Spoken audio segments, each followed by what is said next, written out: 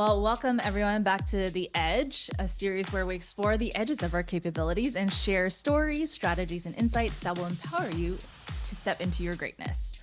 I'm your host, Valerie Beck, and joining me today is my co-host, Kris McDaniel, and our guest, Rob Jacobs. Howdy.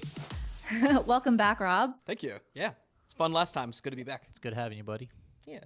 Yeah, awesome. So we had a lot of fun discussing stuff last time. So we're going to be diving into another deep topic. And today we have decided to talk about living life and building life aligned with our core values.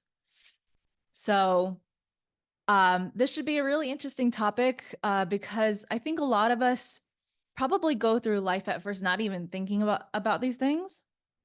And a lot of the time we're like taught values, right? We're taught values from our teachers, our parents, our culture. And sometimes they're just like unconsciously taught to us through like behavior and whatnot.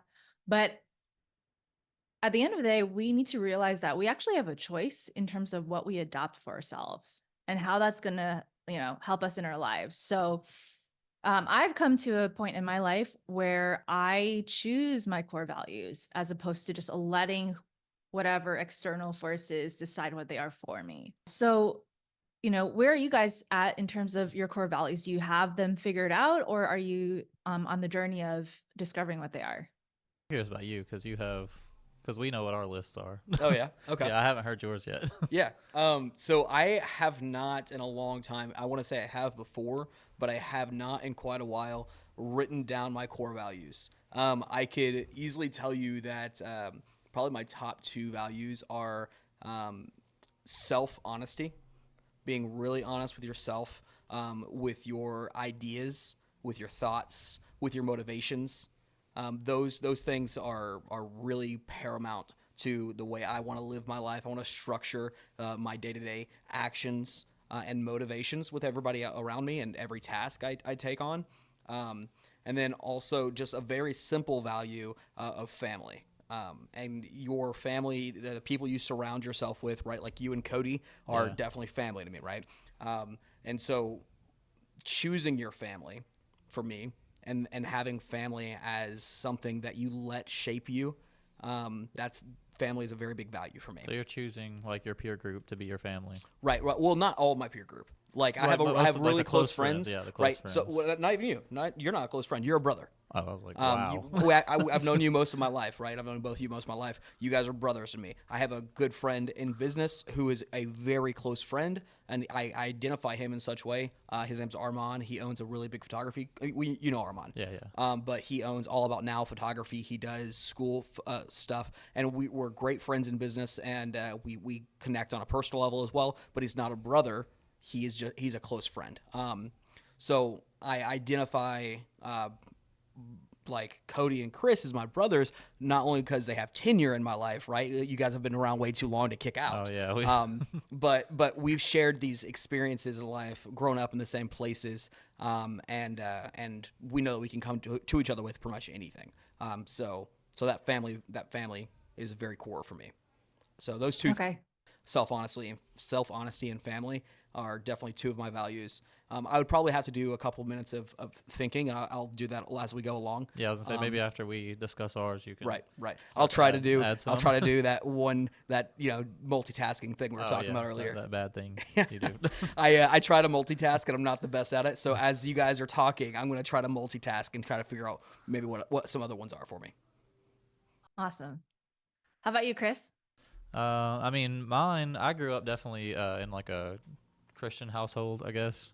He wouldn't even really say it's a household. It's just mostly like with Christian belief systems and stuff. And then, obviously they kind of, not to like insult anybody, but they failed me to be quite clear. And it just forced me to open up my values to actually start choosing, because outside of the religion, I didn't really have a culture of values. Obviously things like, good manners, things from the South, yes ma'am, no ma'am, please and thank you, stuff like that. And I was a rebellious teenager. I didn't apply any of that actually. And but as I got older and I realized like that I needed something, I started to have a core value mostly about just always bettering yourself, but not to the point where it throws off your peace. So, reading things about like Zen Buddhism and stuff like that really, really helped me a lot. And then watching things like Dragon Ball Z obviously helped me a lot. And those are like two almost different motivators entirely. One's telling you to be at peace with everything around you. One's telling you to change things no matter what it takes. And so that's wherever I built those like masculine, feminine values. Like not in terms of like boy and girl, but like alchemically speaking, there's like masculine things like forwardness, assertiveness, being protective, being a forward moving force. And then there's the feminine values of which is a nurturing, developing force. So it's almost like work hard, and rest hard, not necessarily play hard, but just make sure you recover. So and then I realized that like on all levels, your mind, your body, and your spirit, you need like those in every aspect. So I would say my main three values, outside of just the balance being like balance, and like love is probably the core one. Love is like to me a balance of being able to nurture something and develop it further and push forward for more and growing. So love is probably my core value, but the three ones that I always like align myself back into if I ever feel like out of place or feel like something's going wrong is probably like athleticism with my body, because I want to make sure that no matter what my body's doing, I'm always capable of doing something. And creativity with the mind. I always want to make sure I'm smart enough to know what move to make, and I'm like open enough to figure out new solutions to make them.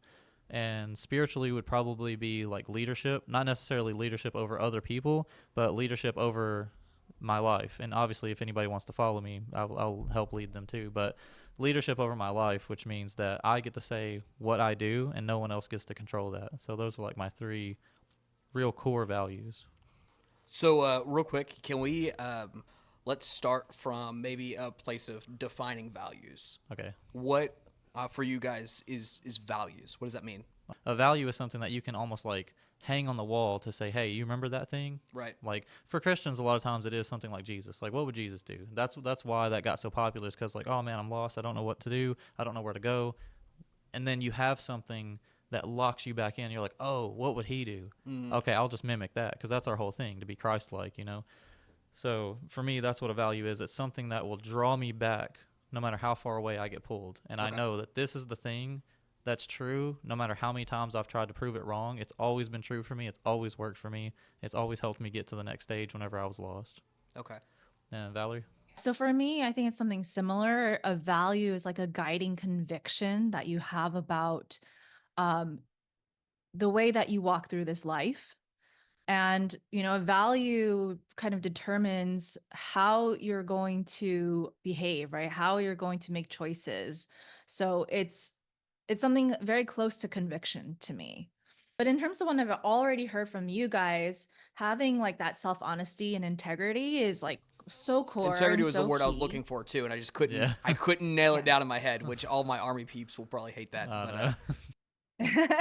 And like integrity has so many different levels, and I would love to like dive deep into that later, because it's like you can have integrity with yourself, but like when you can also be unconscious of when you're out of integrity with yourself. So there's a bit of discovery that happens throughout life there.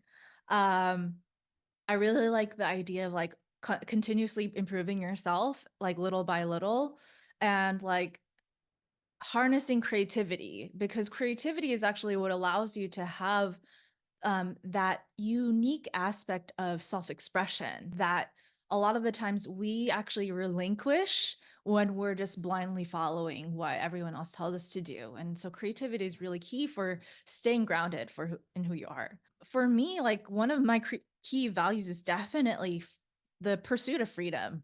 And it's That's a really good one.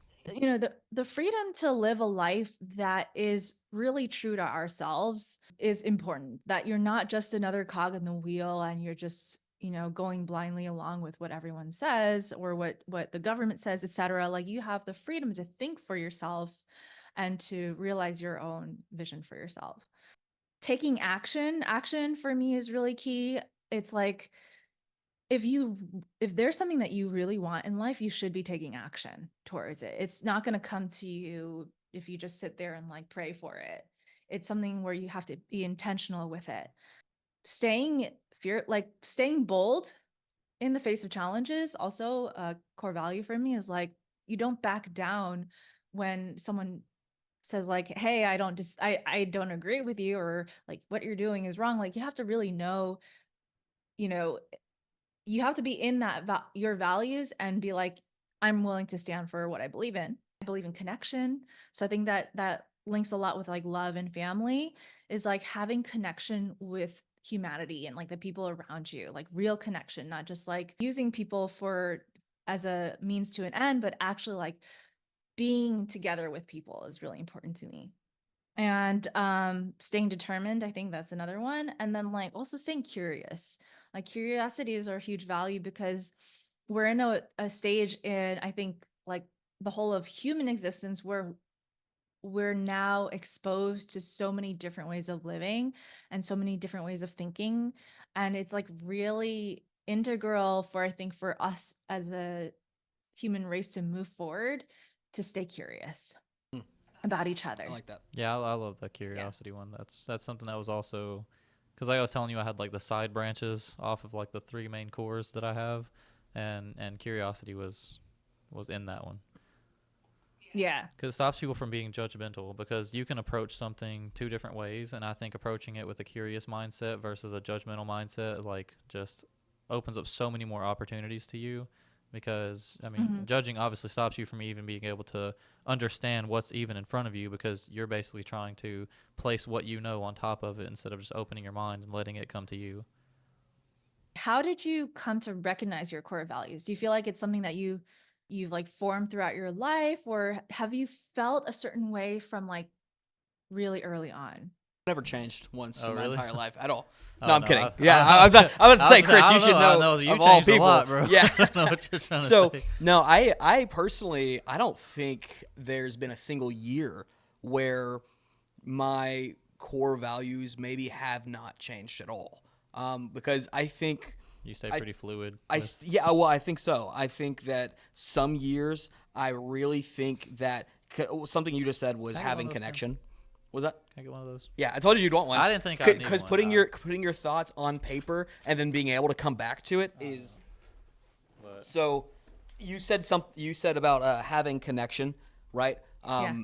And something I've really felt this year, well, no, last year, 2023, is having connection, but not just with my immediate circle or my immediate family, but worldwide, right? There's been a lot of historical things happening throughout the world. And so trying to find a connection with the people of the nations that are suffering, or people who look exactly like me and then look nothing like me in a different point of the world, but also connecting with them on a humanity level, and then trying to empathize with like rockets coming into your school, right? Or like being taken because you're not allowed to feel the way you feel or believe the way you believe. Really trying to connect with those people, and of course, I'm not going to be able to connect with them as strongly as I connect with friends and family. But for me, this last year, my value has definitely grown in that regard.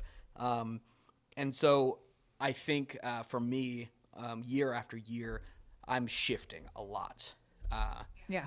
As especially, I mean, Chris can attest to whenever we were kids, my value was definitely dictated by whichever YouTube video I think I'd seen the most recently. Okay.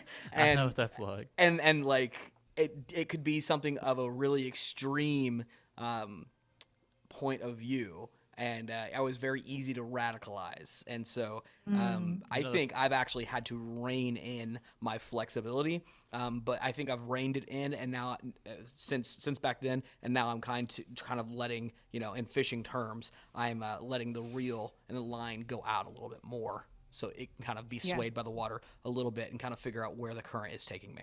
yeah, I mean, I think that was really Yeah. good. The mental flexibility, like the fluidity, the ability to like change from one place to another, is because in this book that I'm reading right now, there's talk about stuff like that, and saying like that's actually a really good thing to do, Yeah. because even though it has the potential to drive you into like this almost insanity of having so many conflicting beliefs inside you that you don't really know what you believe. Yeah. But it also, what it is, it means I mean, that who really knows at the end of the day? exactly, yeah. Right, But anything. but you can shake off like bad thoughts too, Right. because you don't have any such a strong conviction to anything that like one viewpoint will like radicalize you and stick on you, but then you can just like shake it off like a wet dog with water. Just Right. you can just change to the next thing so easily. So it's actually a superpower that you can do that, because people, they suffer a lot with their mental health because they get locked into one belief system. Yeah. And if it's good, they're almost like hard to relate to because that's all they talk about. And if it's bad, they are almost that you can't help them because they want to believe what they believe, because sometimes their whole identity gets wrapped up in the fact that they're suffering or that their life is hard and whatever. Well, it's really paramount, and I got to figure out the right way to word this so I can put it in 2 or 3 words so I can put it on my list here. But I think it's Yeah. paramount in life that you accept the fact that truly we cannot know anything. Yeah. There are so many different views in the world about every small thing. We can't actually know the full truth. Oh, yeah. That's the reason I love one of the things Jordan Peterson says, and it's 12 rules for life, is that tell the truth for as much as you can, or at least don't lie. Yeah. Right?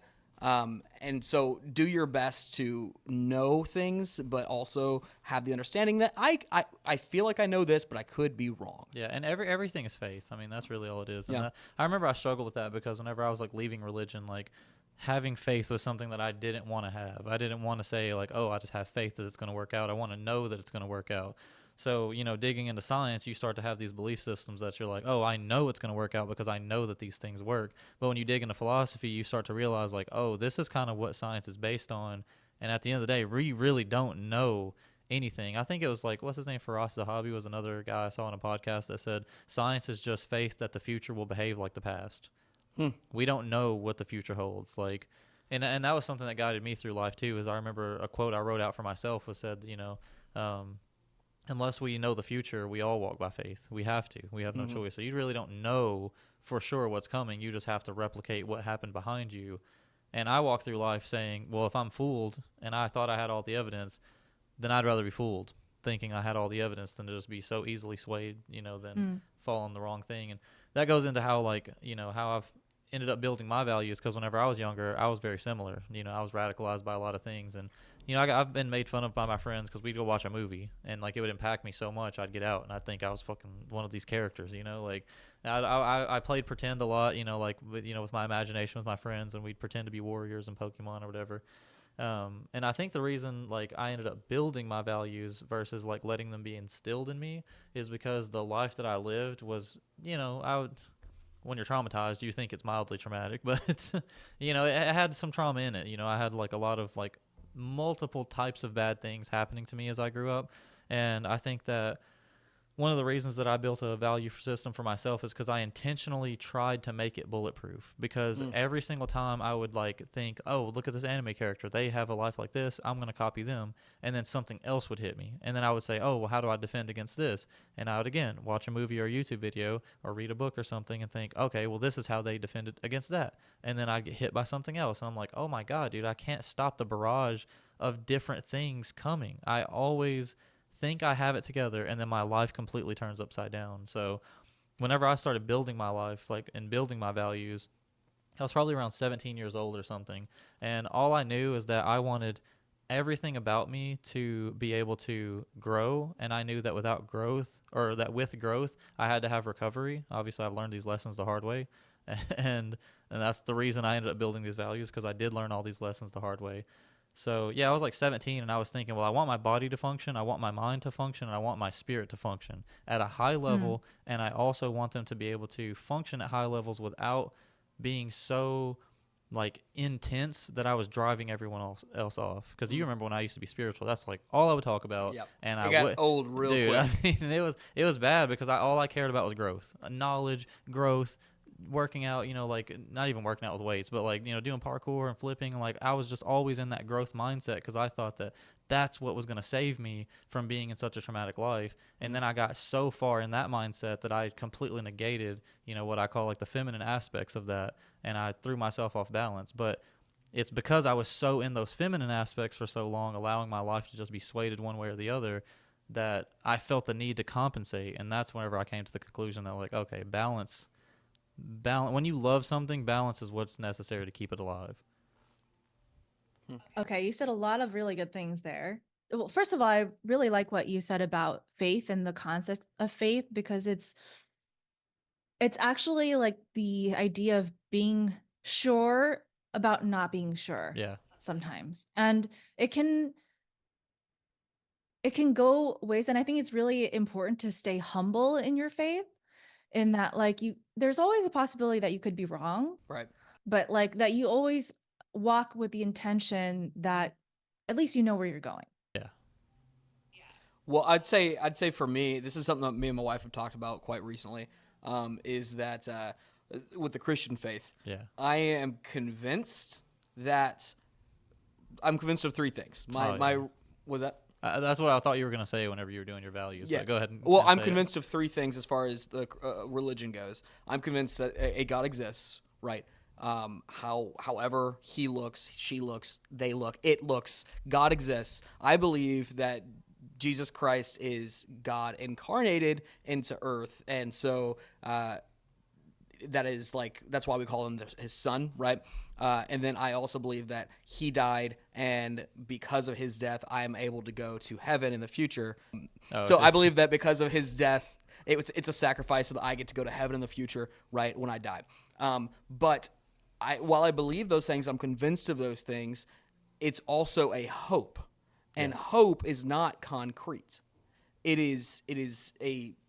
allows room to say, well, I could have been wrong, Yeah. but I don't believe I am, Hope but is a I could core be. value in Christianity too, isn't it? Hope, yeah, Yeah, absolutely. I see hope like the word. Hope in Jesus, right? Yeah, yeah. Hope in that this is the truth. Yeah, yeah. And that's actually one of the things I really appreciate about Not just Christianity. faith; it is also hope. Yeah. Yeah, it's absolute. Well, faith and hope are very kind of hand in hand in the fact that I believe this so strongly, but hope is I believe this so strongly that I'm going to follow it, but maybe I could Yeah, be yeah, wrong. yeah. I don't believe I am. Faith is like the parts that you believe, and hope's the part that you still struggle with. Right. I think Maybe. Yeah. Yeah. It's like whatever I don't believe fully, I still hope that it's true, even though I may not know it or have full faith in it. Yeah. I'm not sure. That's just the way I look at it. Yeah. I'd have to dissect that a little bit longer, but yeah. Before we move on, let me just go over a little bit of also like how I came to recognize my core values, because it also, I don't think I had them from the start, and I had to go through a lot of struggles to actually embrace some of them. Like this whole idea for me about like being bold and fearless in the face of and standing for what you believe in was a hard lesson learned. It was not something that I had from the beginning, because I think I sometimes I struggle with the feminine a lot, Kris, because it is so receptive. And Very vulnerable.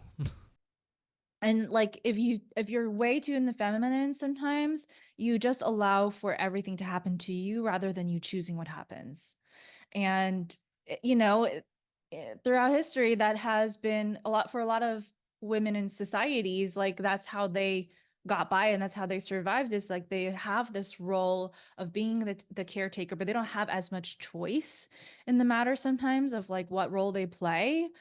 And even coming from like a relatively like liberal background, there's still this, I think, something within me that was taught by culture that is like, I don't get to choose, and I don't get to really stand for what I believe in. But like every time that I allowed myself to be put kind of on the back burner in my own life, then I kind of got like really slapped down. Yeah. Because I think for each of us also, there's another core belief that we are here for a unique reason.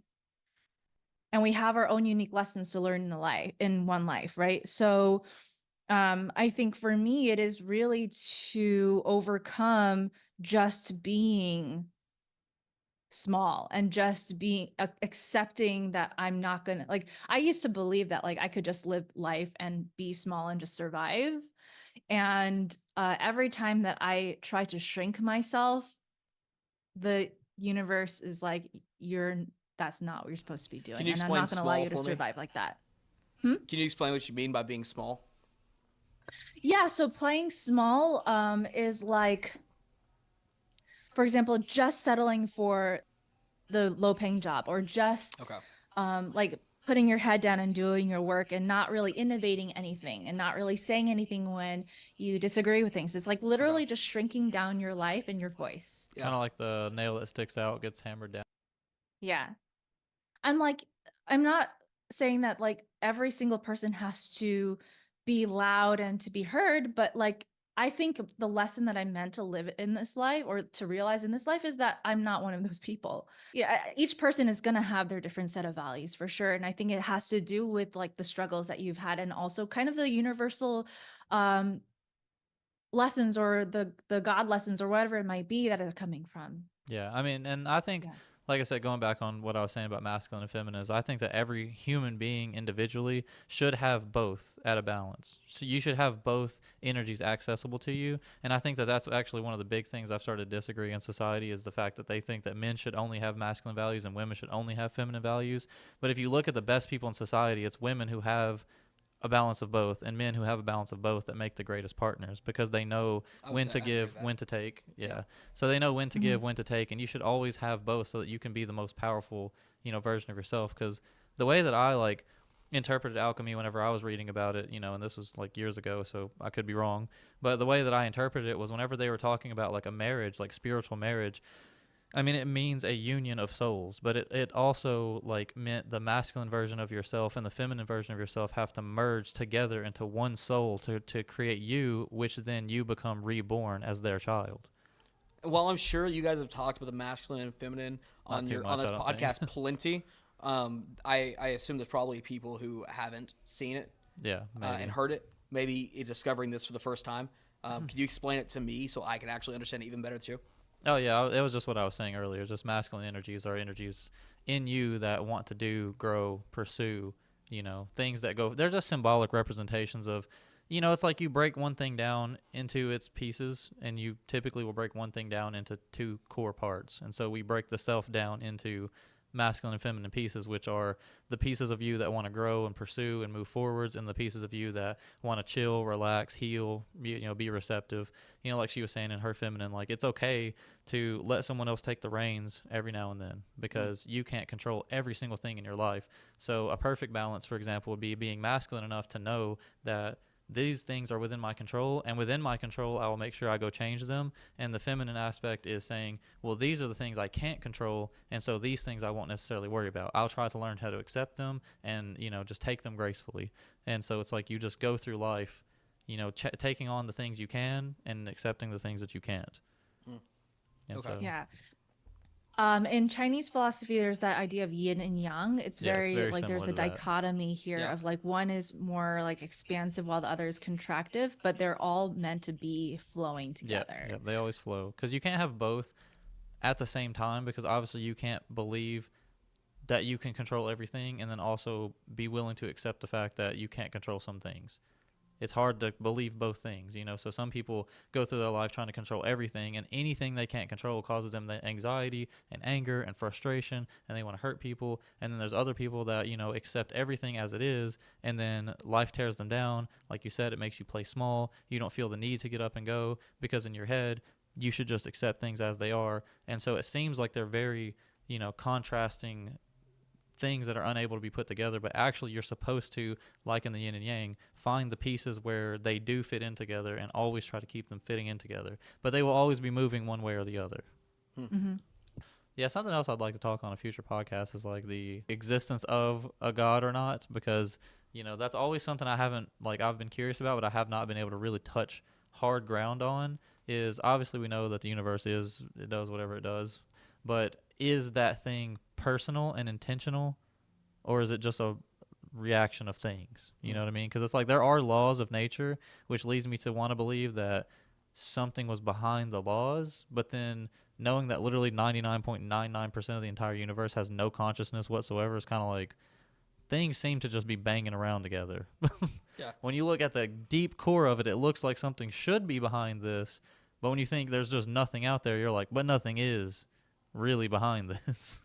it seems very chaotic for the most part. But Yeah, anyway, there's definitely a really good conversation there. yeah, that's something we can write Yeah, if you want to write that down on like a notepad. we or might need to something. like have like a 3-hour block for that That's one. That's what big. I was saying. Yeah, like I was just saying as an idea for the next one, we can go ahead and write that down if you're down to have that conversation, because I think it'd be good because Rob, is a believer in God, and I'm agnostic about it, and I'm not sure I don't know if you're agnostic or not. I'm pretty agnostic, and I kind of I let that idea kind of just float in my head and evolve as I go through Yeah, life. it's in Yeah. my what if box for sure. Well, I'd also Yeah. say that should be like most things in life. Honestly, like you kind of back to the I don't know anything Yeah. conversation. Like, what day of the week is it? That'll tell you what I believe. Like Yeah. I don't necessarily believe the same thing on Monday and Tuesday. Like Yeah. I'm quite fluid in what I think, and I imagine you guys are probably very similar. Yeah, it's just because the more I looked into it, the more I started realizing, like, man, there's something maybe to this. It went from, I was an atheist for a long time because, like I said, Christianity kind of messed with me. And I was like, I'm not going to believe anything I don't have proof in. But then I started thinking, like, oh, well, me and this God fella, after going to church for a little bit longer, I was like, we actually share similar values, although I cannot get behind worshiping anything, even if he created me. That's just, to me, that's weird, especially when you feel entitled to it. I'm like, no, I'll give praise to you, but I don't feel like I should have to do things to, anyway, but that's a completely different conversation. But I ended up leaning towards agnostics, and then, like looking into like the soul, obviously that was also something, they kind of go hand in hand.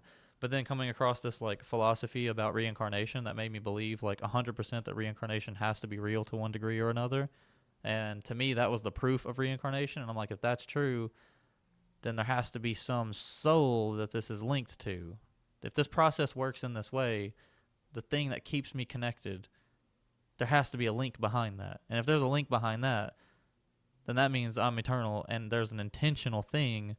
And if that's the case, then there may be a bigger intentional thing. Who knows? Like, so it'd just be interesting to talk about, not because like I know and I'm trying to put my perspective out there, but I would like to talk about it so we could develop that idea. Yeah. Well, Yeah. that kind of goes back to values as well. Like a big value probably for everyone here is wanting to know more. Yeah. We want answers, right? Yeah. And we may come to different answers. Yeah, but of course. we are looking for what makes the most sense to us. And the willingness to challenge it is also a really, really big thing. For sure. Did we miss out on anything but when you left for the cat? Did you get to finish your values? This just came to my mind in terms of a core value that I have is definitely thinking for myself. Yeah. Oh, yeah. Is like, not taking anything for granted.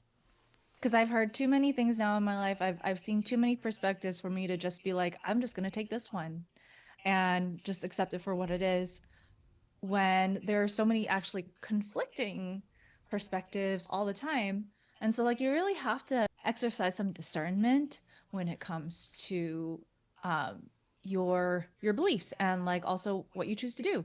So I think like definitely thinking for yourself is one of the more important ones that I have. Yeah, it definitely seems like for you, freedom is a really big, like the overarching core value for every other thing that is under that. Yeah. Yeah, no, because that's weird too. Because when you said freedom, I was like, "Fuck, that's such a good one." Because I remember at one point in time, probably like 7 years ago, like when I first got out to LA and I was wandering around, just wondering, like, man, I feel so lost. I don't know who I am. I don't know really what I believe. And then I tried to summarize it, and I landed on the word freedom because, and because I obviously looked at my other core values about, like I said, with athleticism and creativity and leadership and things like that. Like those all fall under freedom, because I want freedom of the body, freedom of the mind, freedom of the soul. I don't want to be told what to do. I just have this tendency to, the reason I don't expand my core values into many things like phrases or anything like that is because I try to make sure that the words that I say are all encompassing themselves. And so, do you find any value in letting yourself be led by someone else and told what to do? Oh yeah. I mean, because like I said, in the mental value system, like to the things that build up on creativity are two things. One's the masculine version of the mental side and the feminine mental side. And the feminine side for the mental things are openness So curiosity falls under that. The ability to sit there and look at things for what they are, allow someone else to take the reins and try to figure out what they are, like, and I challenge myself in those ways by looking at someone else's language, trying to learn what their culture is like, be willing to understand what their perspective is. Even if I feel like I know a lot more than them, I'll still sit there and listen, because I've always had a hard time doing that, because when I found out what I knew, like you said, when you met me and I was like very in my masculine, like I just didn't think nobody knew what the fuck they were talking about. So I had this tendency in my mind, you were talking and I was disproving you as you were talking. But now it's like allowing someone else to speak and doing what they want to do. Yeah, I've come to love it, because then I don't have to think so much. Yeah. I'm like, yeah, you do it. I'm Yeah. good. I'm over here. So, I think that's a really good point. Is like I really value freedom because I also there have been points in my life where I allowed that to just be taken away because I felt like I needed an external force to help heal me or an external force to help influence me because I wasn't doing a very good job of it myself. So like a really good example of this is like I was like severely depressed um around like age 30 or so, and I decided to do like a 10-day silent meditation in the desert. And then That's after some that Buddha I level started, shit right there. yeah, and then I started to do a really intense type of yoga called Ashtanga yoga. And like you basically like I woke up at like 5:30 every morning, and then I went to the studio and then like had the teacher give me these poses, and like literally you don't go in there and you talk to anyone, like you only talk to the teacher. You do your sequence and you go home, and you kind of repeat that every day. Um and at that point I was just like, you know what? I'm giving my power to you right now because like I can't figure this out for the life of me. I cannot figure out what I'm doing wrong in my life. And I didn't tell her that, but that was kind of the intention I went in with it. But what I find is like that was a little extreme. And even though I got a lot out of that, the thing is anything that is like that extreme, it's going to pull you all the way in the other direction. And then at some point, if you don't rein yourself back into the middle, it's going to pull you the exact opposite way. You have to have So, reins in the middle for sure. yeah. And like, so these like really strong practices and like going really hardcore, it's only sustainable up to a point. And then like you really have to look at yourself to see like, is this serving me anymore? I find that the more that I go through life, I'm looking at finding a balance. So sometimes I will loosen the reins a little bit, but I'm not going to completely give my power away to someone. I think Yeah. something I would say on top of that was like because like I said, I have a core, like I like to think of it like a, I don't know if you call it like a grid or whatever, but there's like the main one, which I consider love. And to me love is like all the values together, because if you love yourself, obviously you want growth and you want healing. But when it comes to dividing them, the three core middle ones into the side two ones, the reason I allow myself to have those like the not just the cores, but to break off into the masculine and feminine sides, is because I think it's important to not only have the values but to also deepen them. You know what I mean? So some people, Mm-hmm. for example, they live a regular life, and so I'll just add it to the spiritual ones, since I already added the masculine and feminine ones for the mind under my little philosophy. The ones for the spirit would be discipline and compassion. Those are like the two main ones. And I know that it's hard sometimes to go towards, some people overdo it on discipline, some people overdo it on the compassion, and so some people don't want to harm themselves at all, and some people want to do almost nothing but stick to their schedule and be inflexible, and inevitably does damage. But you always do want to make sure that your value system is so deep that you are disciplined to, if you have to do a mile run every day, like David Goggins is a really good example of this. If it's 100 degrees Mm-hmm. outside, or if it's negative 20, or if it's raining, sleeting, hailing, whatever it is, if you said you were going to do it, you do it.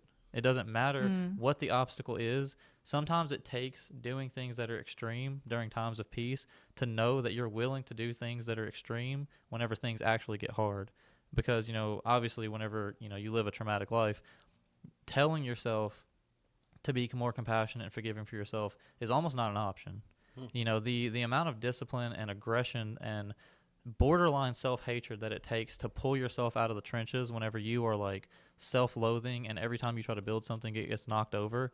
Like, you need an absurd obsessive amount of discipline, and then whenever it comes down to having that much discipline, you are going to hurt in ways that you have not hurt before. I mean, you do stuff like after a run, and I don't know why I've done this before, but you do something so intensely that afterwards you almost want to start crying because you have burned out all your ability to do it, and you can barely hold yourself up anymore, mentally, physically, spiritually, whatever it is. I've had meditation sessions that, have left me with a bloody nose. Like, things get very intense for me sometimes, and whenever I come down, I'm like in shambles sometimes. And so you need that compassion to be just as strong as your discipline. So it's like, of course you don't want to do that in your day-to-day life, just being so damn extreme to every single person you come across, but there are moments I think that you need it because you want to deepen yourself, because your values are inevitably going to get shaken.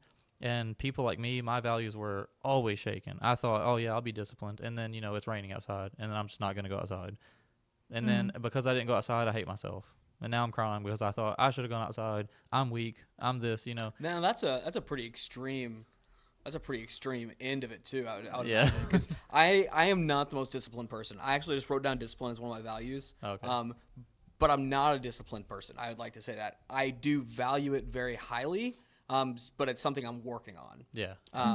So. But I will say I think that's probably an extreme level. It gets extreme. Because I think it's do not work necessary, out. yeah. I hate working out. 6 years in the Army, had to work out every single day. I have a hatred for working out. I do not mind eating healthier, and so but my discipline falls apart right whenever I see that Taco Bell sign. Yeah. But I don't. Now when I'm done with that Taco Bell, because I will eat Taco Bell like nobody's business. When I'm done with that Taco Bell, I don't hate myself. Yeah. I'm not upset with myself. I'm like, hey, maybe next time we'll go find that salad to go. Yeah, instead. so my belief system is like you lean more towards your feminine side. And for There me, you it's go. really just you want them in there just so that they're there. Yeah. I mean, really, that's all it is. You want them in there so that they're there. Because most people are compassionate enough to maybe give a homeless guy $1, of course. Most people are probably disciplined enough to go to the gym 1 or 2 times a week, of course. Like, that's not a big deal. But the problem is, like, let's say, you were talking about, like, these war-torn countries and stuff like that. Yeah. You have to make sure that if a bomb might hit you on the way, somebody might shoot you on the way to taking somebody to the hospital, and you have to be able to have the balls to get up, grab that person, and carry them where they need to go, and it might kill you, and you have to just accept your death on the way in. And and it takes a mindset like that. Like, during some of my meditations, I have like countlessly just accepted my own death. Whenever I was dealing with my anxiety, honestly, I got through it, and the reason that I don't manage anxiety anymore, even though I suffered from it for like 8 months, I don't manage it. It's gone. I've killed it because I've come face to face with the core, which is dying. And I'm not scared of dying. I say I'm going to live my life regardless if it kills me. And if it kills me, I'll be okay, and then I'll recover and whatever, and I'll deal with it. Like, no, I want it to be gone. If it kills me, it kills me. I'm going to move forward. And so it's like discipline that saved me. Like, that extremity saved me because my mental health was so bad. It was an extreme, and it needed an extreme to balance it out, if that makes sense.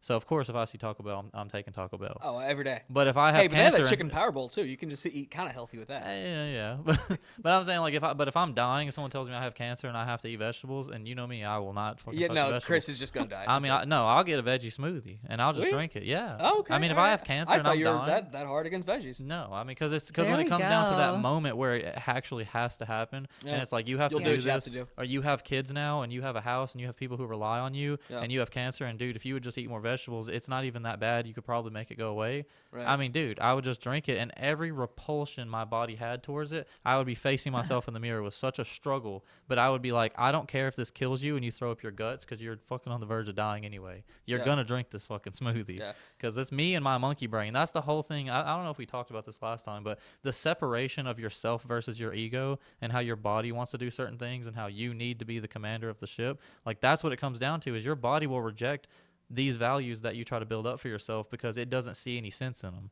It doesn't understand why you have to go so hard. It doesn't understand why you have to care so much. Why would you pick a guy up and carry them to the hospital knowing you have to go to work? Why would you, choose to eat healthy? Why would you do these things? So you have to have such strong convictions that on days where you feel like you're going to give up, you can look yourself in the mirror and say, like, it's me. I'm the boss. And if I do it for any reason, it's because I'm the boss. You don't boss me around. My emotions are not going to tell me what to do. I tell me what to do. And when you choose those values, especially when those are your values and you hold them dearly, not just something someone else said, you understand them to such a core degree that you don't waver. You just say, this is my value, and that's why I'm going to do it. Even if I cry and complain the entire way, I am being drugged by my values to do the right thing. I went kind of on a fucking No, you're good. whoa. I like it. It's good. No, I feel like that's a mic drop moment. I'm I like, got we're done. I do want to kind of loop back to the being okay with death part, just because I think it's really interesting. I want to hear what you have to say, Valerie. I found myself kind of arriving to that same spot, but for a different reason, more than likely. My wife and I were on our way to Seattle for a wedding, to shoot a wedding, and we were on the plane and we were talking about our son, and I think I looked over to her, and to her confusion, I believe, because her face was a little bit weirded out maybe by what I said, but I told her that I am now feel more okay with dying than ever, because Just randomly out of the blue said that?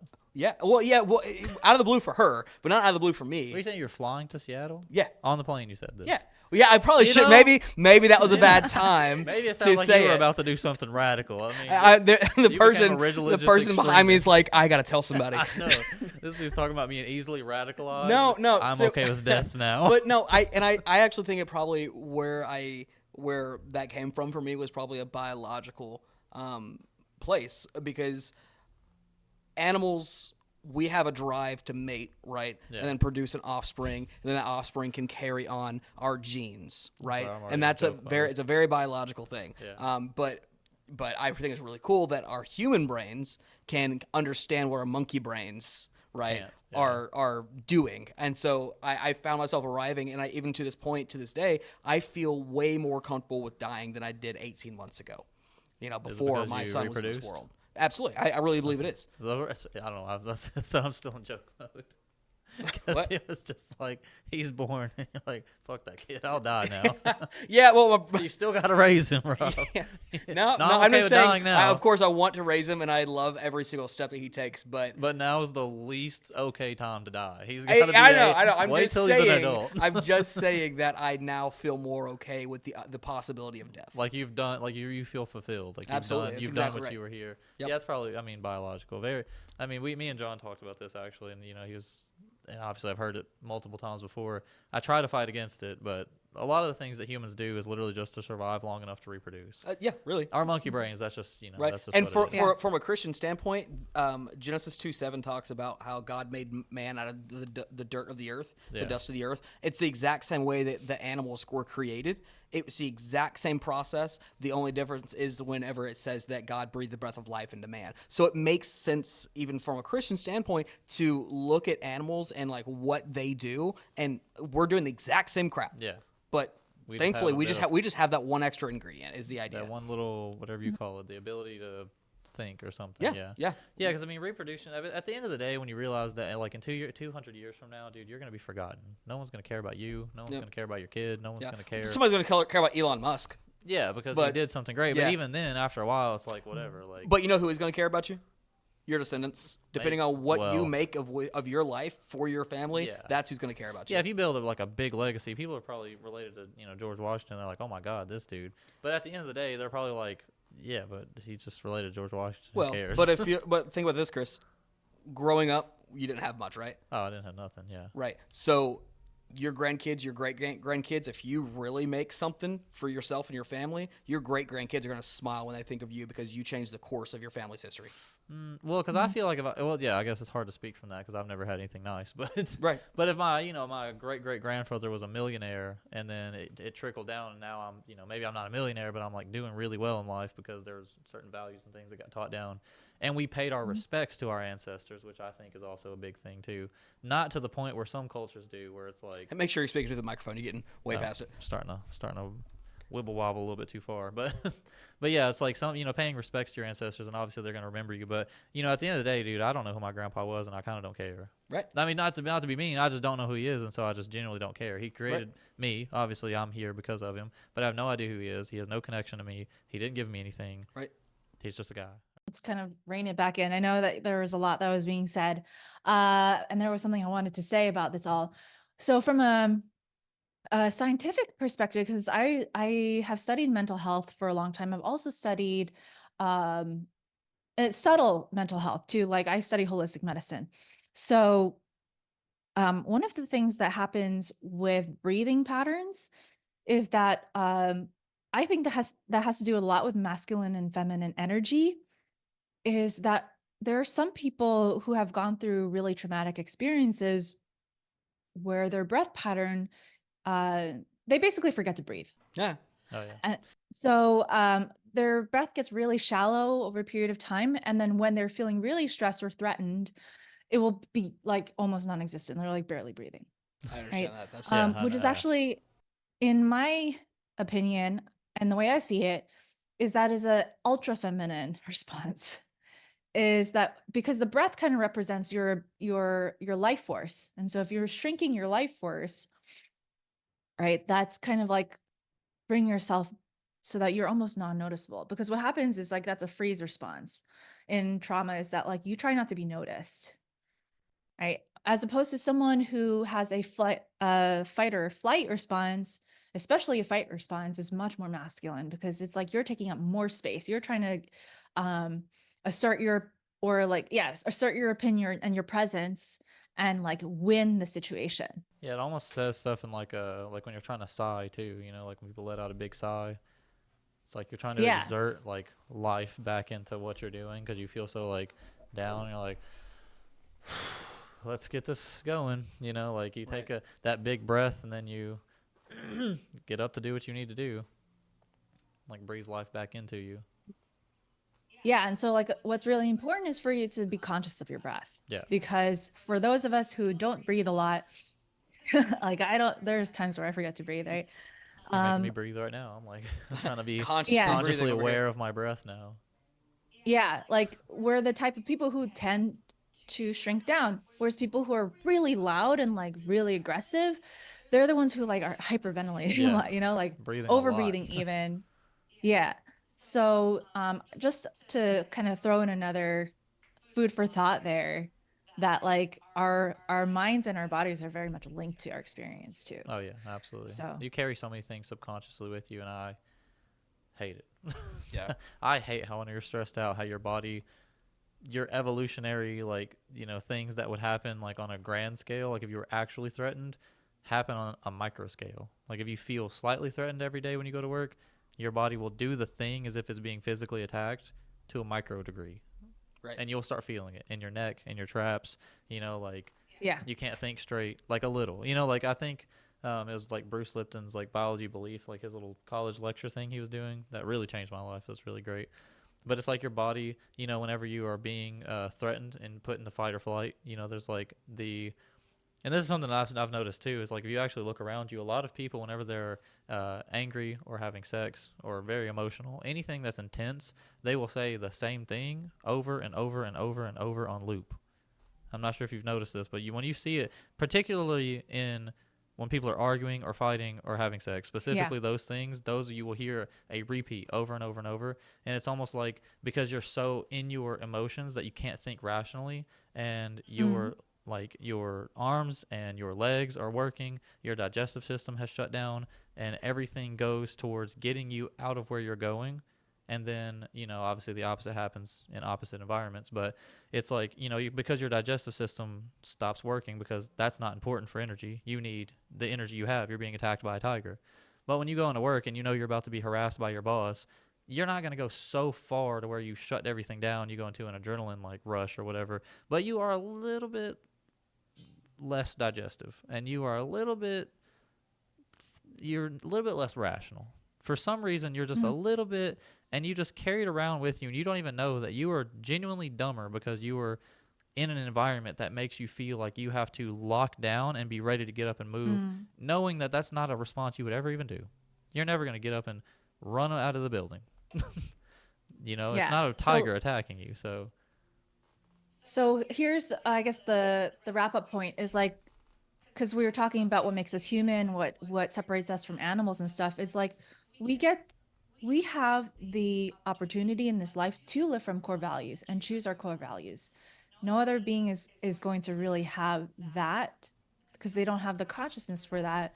Yep. We have the ability to rein in our biology by changing what we believe. Yep. Very true. Yeah. So that allows, basically what core values allows us to do is to not be so swayed by what's going on in our environment. Is like we get to also have an internal experience. And in that, it shapes our lives and the lives of people around us. Yeah, absolutely. As a species, we get to change. Yeah. Well, this was a fun conversation. Yeah. Thank you guys for including me on this. I mean, yeah, it wasn't as long as normal, but it was definitely more in depth. Well, I think there could definitely be a part two because I feel like if we weren't on a time constraint, I feel like this could definitely go for a lot. But it longer. went deep enough to compensate. I think it did. I think it went deep enough to compensate for it. Yeah, this was awesome, and we'll definitely jump back into it next time. Well, first of all, thank you everyone for joining us for this show. We may continue the conversation on in the next episode, so stay tuned, and we'll see you then.